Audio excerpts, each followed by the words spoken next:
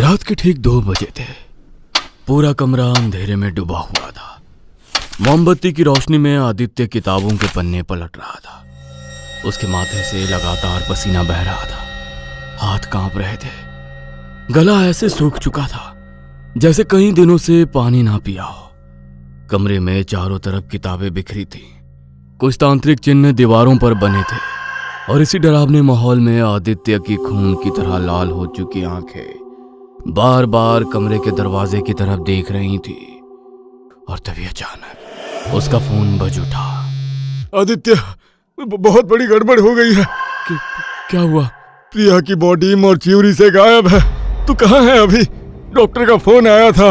आदित्य की सांस अटक गई। उसने कुछ जवाब नहीं दिया। उसके माथे पर पड़ रही लकीरें और गहरी हुई और फिर अचानक उसने फोन काट दिया। कमरे में एक बार फिर वही डरावना सन्नाटा फैल गया।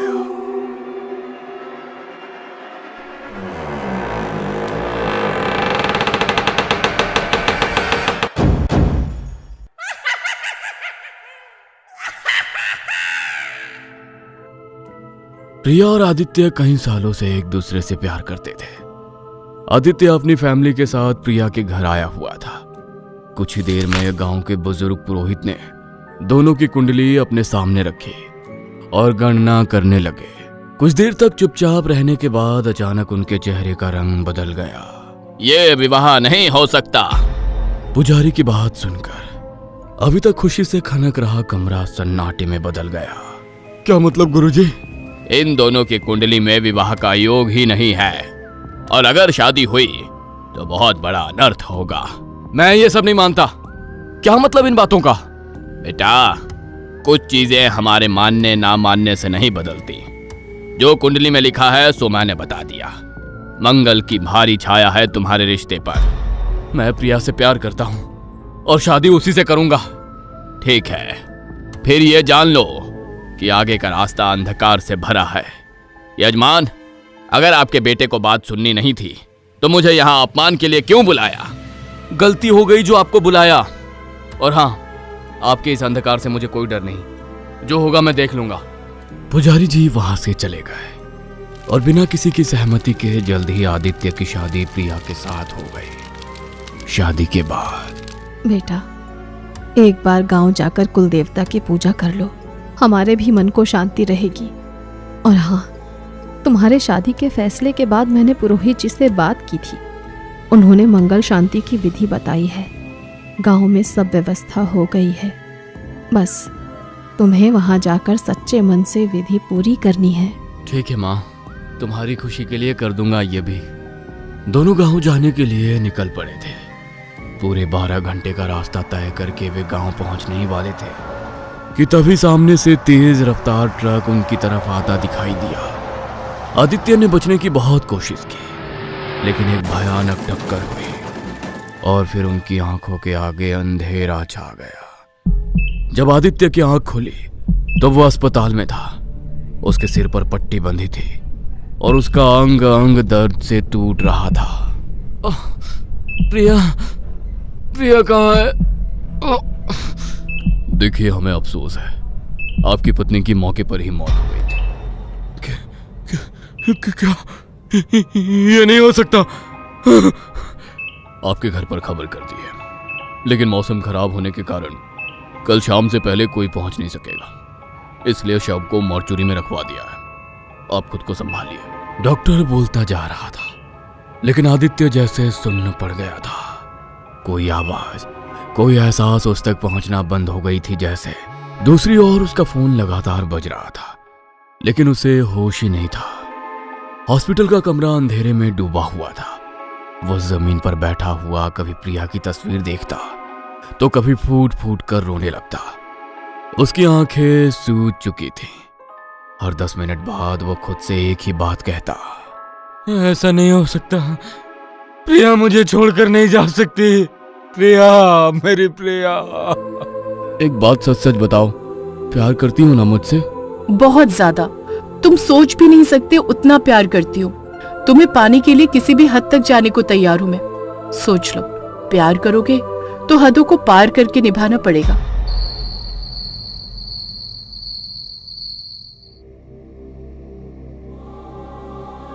मुझे वापस ले आओ आदित्य।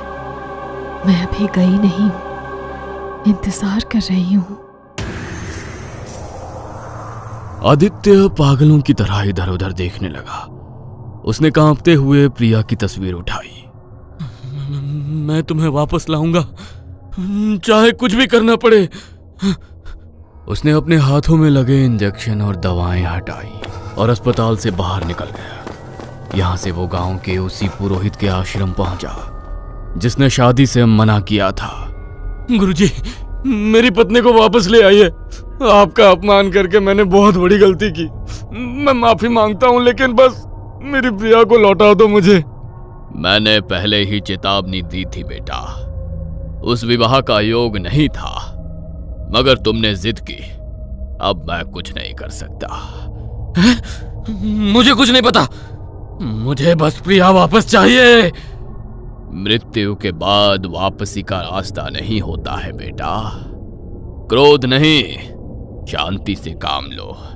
कोई ना कोई तरीका जरूर होगा, और मुझे यकीन है कि आप ऐसा रास्ता अवश्य जानते हैं। अगर आप मृत्यु की आहट सुन सकते हैं तो उसे हराने का मार्ग भी जरूर होगा आपके पास।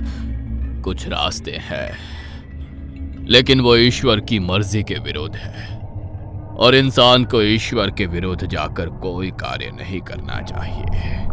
अगर भगवान की मर्जी के बिना भी प्रिया को लाने का कोई रास्ता है तो मैं उसे जरूर ढूंढ निकालूंगा, फिर चाहे मुझे उसके लिए शैतान के पास क्यों ना जाना पड़े। आदित्य गुस्से में बाहर निकल गया था। तभी पीछे से एक आवाज आई। मैं आपका दुख समझ सकता हूं। आदित्य ने उसकी तरफ देखा। वो लगभग 25-26 साल का आदमी था। अगर किसी को बहुत सच्चे दिल से वापस बुलाना हो तो एक साधना होती है। कौन सी साधना? शव साधना। मृत्यु के बाद आत्मा कुछ समय तक शरीर के आसपास भटकती रहती है। अगर सही विधि से साधना की जाए तो उस आत्मा को वापस शरीर में भेजा जा सकता है। क्या सच में? मगर कैसे? आधी रात, शमशान और मृत शरीर के साथ साधना। तांत्रिक शव के ऊपर बैठकर मंत्र जाप करता है। कहा जाता है कि अगर साधना सफल हुई तो मृत आत्मा जवाब देने लगती है, लेकिन अगर साधना टूट जाए या डर हावी हो जाए तो आत्मा वापस नहीं जाती। फिर वो उसी इंसान के साथ जुड़ जाती हैं जिसने उसे बुलाया हो। बहुत लोग इस साधना को करने में ही पागल हो गए। कुछ की मौत हो गई, लेकिन कुछ लोग अपने बिछड़ों को वापस भी लाए थे। तो अगर तुम्हारा प्यार सच्चा होगा तो ये अपनी पत्नी को वापस लाने का तुम्हारा आखिरी मौका है। ये किताबें ले जाओ, शायद तुम्हारे काम आएंगी। उस लड़के की बातें आदित्य के कान में किसी कैसेट की तरह लगातार बज रही थी। वो गांव के अपने घर में पहुंचा और वहां बैठकर अपनी रिसर्च शुरू की। आज के दिन ये साधना हमेशा शव के सड़ने से पहले की जाती है। इसका मतलब पहले प्रिया को यहां लाना होगा। शहर का सरकारी मॉर्चुरी लगभग खाली था और एक सिक्योरिटी गार्ड ड्यूटी पर ही झपकी ले रहा था। तभी पीछे की खिड़की धीरे से खुली और काले रेनकोट में एक आदमी अंदर घुसा। उसके हाथ कांप रहे थे। वो आदित्य था। आदित्य धीरे धीरे उस बॉक्स तक पहुंचा जिस पर लिखा था प्रिया आदित्य शर्मा। उसका गला सूख गया। कांपते हाथों से उसने बॉक्स बाहर खींचा और जैसे ही सफेद कपड़ा हटा, प्रिया का चेहरा सामने था, पीला और बेजान, लेकिन बिल्कुल शांत। आदित्य की आंखों से आंसू बहने लगे। आदित्य ने प्रिया की लाश को वहां से उठाया और शमशान घाट पहुंचा। वहां उसने जमीन पर राख और सिंदूर से एक बड़ा गोल मंडल बनाया। उस मंडल के बीच में प्रिया की लाश रखी। चिता के चारों ओर कपूर, सरसों का तेल, काली मोमबत्तियां और राख की गंध फैली हुई थी। आदित्य कांप रहा था, लेकिन उसकी आंखों में अब सिर्फ एक ही जुनून था, प्रिया को वापस लाना। आदित्य ने गहरी सांस ली। फिर उसने प्रिया के शव के चारों तरफ काली मोमबत्तियां जला दी। आदित्य धीरे धीरे मंत्र पढ़ने लगा। उसकी आवाज कांप रही थी। कुछ मिनट तक सब शांत रहा। फिर अचानक किसी के चलने की आवाज आने लगी। आवाज टक टक टक। आदित्य का दिल तेजी से धड़कने लगा, लेकिन किताब की बात याद करके उसने फिर मंत्र पढ़ना शुरू किया। अचानक वहां का तापमान बहुत नीचे गिर गया, इतनी ठंड कि उसकी सांसों से धुआं निकलने लगा। फिर प्रिया की उंगलियां हल्की सी हिली, लेकिन आदित्य ने मंत्र जारी रखा। तभी पीछे से किसी औरत के रोने की आवाज आई।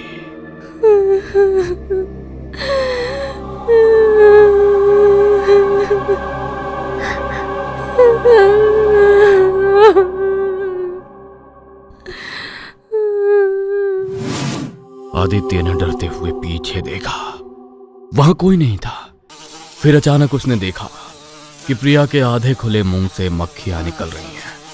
फिर जैसे सैकड़ों मक्खियां वहां से बाहर निकलने लगी। अचानक मोमबत्तियों की लौ बुरी तरह कांपने लगी और फिर प्रिया की बंद आंखें अचानक खुल गईं। सफेद, बिल्कुल सफेद। और फिर किताब में लिखे शब्द उसके मस्तिष्क पर गूंजने लगे। अगर साधना के बीच में शव की आंखें खुल जाए तो इस चरण पर विधि को अधूरा ना छोड़े। प्रिया का शरीर धीरे धीरे हिलने लगा, उसकी गर्दन अजीब तरीके से मुड़ने लगी। अचानक प्रिया उठकर बैठ गई। उसके बाल चेहरे पर बिखरे हुए थे, मुंह से काला पदार्थ बह रहा था। वो किसी जानवर जैसी भारी आवाज में सांस ले रही थी। उसकी आंखें अब पूरी काली हो चुकी थी। प्रिया, मैं हूं आदित्य। उसका हाथ बर्फ से भी ज्यादा ठंडा था, चेहरा हल्का नीला पड़ने लगा था, आंखों की पुतलियां गायब हो चुकी थी। कहीं से भी वो आदित्य की पुरानी प्रिया नहीं लग रही थी, लेकिन आदित्य पर पागलपन सवार था। उसने सारी बातों को नजरअंदाज कर दिया और प्रिया को गाड़ी में बैठाकर वो अपने घर ले जाकर एक कमरे में बंद कर दिया था। अगले दिन आदित्य की माँ उसके घर पहुंचती है। बेटा, हमारे हाथ तो कुछ नहीं आया, न बहू न उसका अंतिम संस्कार करने का अधिकार। अब बस यहाँ कुछ नहीं रखा। वापस चल हमारे साथ। हम लोग अब कभी इस मनहूस जगह नहीं लौटेंगे। मैं अब यहीं रहूंगा माँ, आप लोग जाओ। सभी को लग रहा था कि शायद आदित्य पर सदमे का असर हुआ है, थोड़े समय में वो सामान्य हो जाएगा। इसलिए वो आदित्य को अकेले छोड़कर शहर के लिए निकल जाते हैं। 2 दिन बाद आधी रात में कुछ अजीबोगरीब आवाज सुनकर जब आदित्य की आंख खुली तो उसने देखा प्रिया छत पर उल्टी चिपकी हुई थी, बिल्कुल किसी मकड़े की तरह। उसके लंबे बाल नीचे लटक रहे थे और वो छत पर बैठी हुई छिपकली को किसी जानवर की तरह चबा रही थी। ये क्या कर रही हो? नीचे आओ, मैं तुम्हारे लिए खाना लाता हूं ना। अगली रात आदित्य ने प्रिया को भरपेट मटन खिलाया और सोने चला गया। लेकिन आधी रात फिर से उसके हाथों में एक मरा हुआ जानवर था और वो उसके मांस को नाखूनों से नोच नोच कर खा रहे थे। अगले दिन से वो घर में कच्चा मांस लाने लगा। घर से सड़ चुके मांस की दम घोटने वाली बदबू आ रही थी। उसके मुंह से छोटे सफेद कीड़े बाहर निकल रहे थे और वो उन्हें जीभ से वापस अंदर खींच रही थी। उसकी परछाई तक नजर आना बंद हो गई थी। फिर भी आदित्य को उसके लौट आने का भरोसा था। आओ प्रिया, तुम्हारे कपड़े बदल देता हूं। जैसे ही आदित्य ने उसे आईने के सामने किया, उसके रोंगटे खड़े हो गए। आईने में उसका चेहरा बहुत अलग दिख रहा था। आंखें बहुत बड़ी और मुंह अस्वाभाविक रूप से लंबा था। चेहरे पर फटी हुई चमड़ी भी थी। वो प्रिया नहीं थी, मानो इसके शरीर में रह रही कोई डरावनी आत्मा थी। आदित्य को अब पिछले कुछ दिनों की घटनाएं याद आने लगी। अगले दिन सुबह होते ही वो सीधे आश्रम पहुंचा। वही युवा पुजारी बाहर खड़ा था। तुमने कहा था प्रिया को वापस ला सकता हूं, झूठ कहा था तुमने। क्या हुआ? वो प्रिया नहीं है, मैंने उसका असली चेहरा देखा है, वो कुछ और है। उसने शव साधना के बाद हुई सारी बातें पुजारी को बता दी। युवा पुजारी का चेहरा डर से सफेद पड़ गया। तभी पुरोहित वहां आ जाते हैं। मैंने कहा था ना, मृत्यु के नियम तोड़ने की कीमत बहुत भयानक होती है। दोनों ने पीछे मुड़कर देखा तो पुरोहित जी खड़े थे।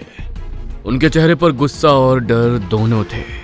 गुरुजी, कोई नियम नहीं टूटा है, वो प्रिया है, मेरी प्रिया। बस आप कुछ ऐसा करो कि पहले जैसी हो जाए। वो प्रिया नहीं है। शव साधना से मृत व्यक्ति लौटता नहीं है, बल्कि कोई भटकी हुई दुष्ट शक्ति उस शरीर को अपना माध्यम बना लेती है। इसीलिए मैंने वो किताबें जो मृत व्यक्ति को जीवित करने का भ्रामक जानकारी देती है, उन्हें संदूक में बंद कर रखा था। लेकिन मेरे शिष्य ने सिर्फ मेरा विश्वास ही नहीं, ईश्वर का बनाया जन्म मरण का चक्र भी तोड़ दिया। अब वो आत्मा जितने दिन उस शरीर में रहेगी उतनी ताकतवर होती जाएगी और फिर उसे रोकना नामुमकिन हो जाएगा। गुरुजी, अब क्या करें? उसे उसी जगह वापस भेजना होगा जहां से उसे लाया गया था। मतलब? प्रिया की आखिरी मंजिल थी शमशान घाट, लेकिन तुमने उसके शरीर को इस लोक में रोककर उसे बुरी आत्माओं का घर बना दिया। आज रात अमावस्या है, अंधेरा होते ही उसकी शक्ति कई गुना बढ़ जाएगी। हमें रात होने से पहले ये करना होगा। तीनों तुरंत आदित्य के घर के लिए निकल पड़े। घर के बाहर पहुंचते ही उन्होंने अपने कदम रोक दिए। ये डरावनी आवाजें सुन रहे हो? प्रिया के अंदर एक से ज्यादा आत्माएं आ गई हैं। घर के अंदर से धीमी धीमी आवाजें आ रही थी, जैसे कोई कई लोगों के साथ फुसफुसा रहा हो। पूरा घर अंधेरे में डूबा हुआ था। सड़ांध की बदबू पहले से कहीं ज्यादा आ रही थी। दीवारों पर काले हाथों के निशान बने हुए थे। तभी ऊपर से आवाज आई, आदित्य।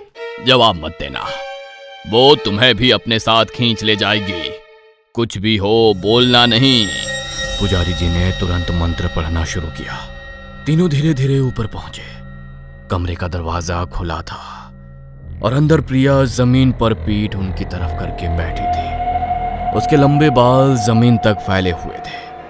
वो धीरे धीरे अपना सिर घुमाने लगी, लेकिन उसका शरीर नहीं हिला, सिर्फ गर्दन घूमी। आदित्य डर से पीछे हट गया। प्रिया मुस्कुराई। उसके दांत अब नुकीले हो चुके थे। तुम मुझे वापस नहीं भेज सकते, तुमने वादा किया था ना। तुम प्रिया नहीं हो, बंद करो ये नाटक। इसे पकड़ो, मंडल के अंदर लाओ। इसकी शक्ति कमजोर होगी तभी इसे शमशान में ले जा सकेंगे। प्रिया ने आदित्य को दीवार से दे मारा। उसके मुंह से खून निकल आया। युवा पुजारी मंत्र पढ़ते हुए उस पर गंगा जल फेंकने लगा। गंगा जल पड़ते ही प्रिया दर्द से चीख उठी। तभी अचानक उसके शरीर से काले धुएं जैसी आकृतियां निकलने लगी। पुरोहित जी लगातार मंत्र पढ़ रहे थे। आखिर में बड़ी मुश्किल से उन्होंने उसे रस्सियों से बांध दिया। फिर तीनों उसे कार में डालकर शमशान की तरफ भागे। लेकिन शमशान के ठीक सामने कार अचानक से अपने आप बंद हो गई।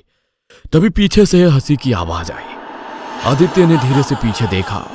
पीछे सीट पर दो प्रिया दिखाई दे रही थी। अचानक एक प्रिया ने युवा पुजारी का गला पकड़ लिया, जिसे देख पुरोहित जी जोर जोर से मंत्र पढ़ने लगे। उन्होंने राख उसके चेहरे पर फेंकी तो वो दूसरी आत्मा चीख कर गायब हो गई। आखिरकार वो उसे किसी तरह काबू करके शमशान तक ले आए। उसे चिता पर लिटाया गया और पुजारी जी ने आखिरी मंत्र शुरू किया। आदित्य, मुझे मत भेजो, मुझे तुम्हारे साथ रहना है। मैं जिंदा हूँ आदित्य, मेरा दम घुट रहा है, बचाओ मुझे आदित्य।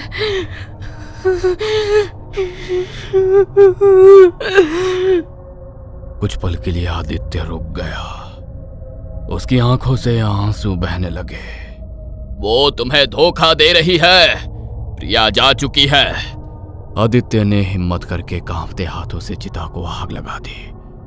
पुजारी जी ने मंत्र पूरा किया और अंत में प्रिया के शरीर के साथ उसकी कहानी भी खत्म हो गई।